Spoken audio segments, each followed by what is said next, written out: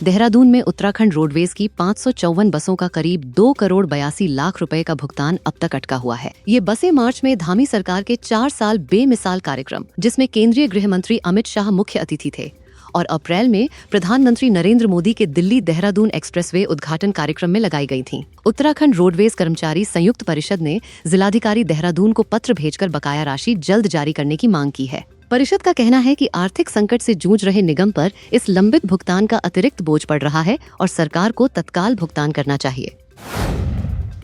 लगातार हो रही बारिश के चलते काली नदी का जलस्तर बढ़ने से नदी किनारे बसे क्षेत्रों में खतरा बढ़ गया है। स्थिति को देखते हुए थानाध्यक्ष बलुआकोट नीमा बोहरा के नेतृत्व में पुलिस ने संवेदनशील इलाकों में जन जागरूकता अभियान चलाया। पुलिस ने लोगों से नदी किनारे न जाने, बच्चों पर विशेष निगरानी रखने और प्रशासन द्वारा जारी दिशा निर्देशों का पालन करने की अपील की है। साथ ही किसी भी आपात स्थिति में तुरंत 112 या थाना बलुआकोट को सूचना देने का आग्रह किया गया है। लगातार हो रही बारिश के बीच पूर्व जिला पंचायत अध्यक्ष और भाजपा के वरिष्ठ नेता किशन भंडारी जरूरतमंद लोगों की मदद के लिए लगातार राहत अभियान चला रहे हैं। इसी क्रम में उन्होंने विकासखंड कनाली छीना के पीपली, बगड़ी गांव, डौड़ा, रणवा और अमतड़ी गांवों का दौरा कर गरीब परिवारों की क्षतिग्रस्त छतों पर तिरपाल डलवाए। साथ ही जरूरतमंदों को छाते, कंबल, लाठियां, बच्चों के कपड़े, कॉपियां और आर्थिक सहायता भी वितरित की। किशन भंडारी ने कहा कि आपदा की इस घड़ी में हर जरूरतमंद परिवार तक हर संभव सहायता पहुंचाना उनकी प्राथमिकता है। पिथौरागढ़ में पूर्व भाजपा जिलाध्यक्ष बीरेंद्र सिंह वल्दिया की पहल पर राजकीय बालिका इंटर कॉलेज मूनाकोट में निःशुल्क छाता वितरण कार्यक्रम आयोजित किया गया। कार्यक्रम में करीब 150 छात्राओं को बारिश से बचाव के लिए छाते वितरित किए गए। कार्यक्रम की अध्यक्षता प्रधानाचार्य कनक गैड़ा ने की। इस दौरान भाजपा जिला महामंत्री दिवाकर जोशी, बागेश्वर प्रभारी बसंत जोशी, ललित मोहन भट्ट समेत कई भाजपा पदाधिकारी मौजूद रहे। वल्दिया ने कहा कि बेटियों की शिक्षा, सुरक्षा और सम्मान के लिए ऐसे जनसेवा कार्य आगे भी लगातार जारी रहेंगे। उत्तराखंड के पूर्व मुख्यमंत्री और वरिष्ठ नेता हरीश रावत इन दिनों अस्वस्थता के चलते दिल्ली स्थित अपने आवास पर स्वास्थ्य लाभ ले रहे हैं। सोशल मीडिया पर साझा की गई एक भावुक पोस्ट में उन्होंने अपनी बीमारी और राजनीति के शुरुआती संघर्षों को याद किया। हरीश रावत ने बताया कि उनकी राजनीतिक यात्रा ब्लॉक प्रमुख के चुनाव से शुरू हुई थी। उन्होंने लिखा कि आर्थिक तंगी के बावजूद उनकी मां ने अपनी धोती की गांठ से 27 रुपए निकाल कर दिए थे और कहा था, पैसों की बात आए तो पीछे मत हटना, जमीन बेच देंगे, पर लड़ना और डट कर लड़ना। उन्होंने लिखा कि जीवन भर संघर्ष किया और अब भी संघर्ष जारी है। भावुक होते हुए हरदा ने कहा कि अब मैं जिंदा रहने की जंग लड़ रहा हूँ। उन्होंने बताया कि स्वास्थ्य में पहले से सुधार है और शुभ चिंतकों की दुआओं से जल्द वापस लौटकर जन सेवा में सक्रिय होंगे। उत्तराखंड में SIR अभियान के तहत नाम, पता और रिकॉर्ड में विसंगतियों को लेकर बड़े स्तर पर नोटिस जारी किए गए हैं। इस कार्रवाई की जद में आम नागरिकों के साथ कई मंत्री, विधायक, पूर्व विधायक, वरिष्ठ अधिकारी और राजनीतिक दलों के पदाधिकारी भी आए हैं। मुख्य निर्वाचन अधिकारी BVRC पुरुषोत्तम को उनके पिता के नाम की वर्तनी में त्रुटि के कारण नोटिस जारी हुआ।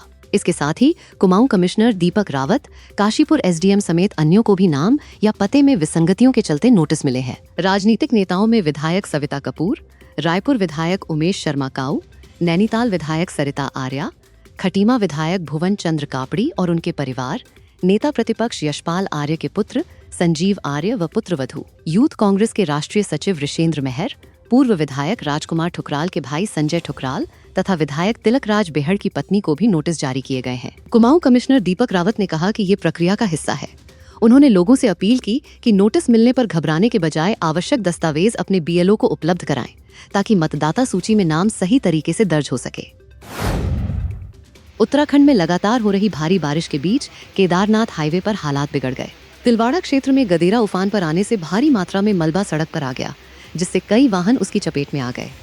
मलबे में 4 बाइक, नगर पंचायत के 2 कूड़ा वाहन और 1 ट्रैक्टर दब गए। हालांकि राहत कार्य के दौरान सभी वाहनों को सुरक्षित निकाल लिया गया। मलबा आने के कारण केदारनाथ हाईवे करीब 7 घंटे तक बंद रहा। हाईवे से मलबा हटाकर यातायात सुचारू करने का काम जारी है। पिथौरागढ़ के पर्यटक आवास गृह में पवित्र कैलाश मानसरोवर यात्रा के 9वें दल के यात्रियों का राज्य निर्माण सेनानी एवं कुमाऊं मंडल विकास निगम के पूर्व प्रबंधक दिनेश गुरुरानी ने स्वागत किया।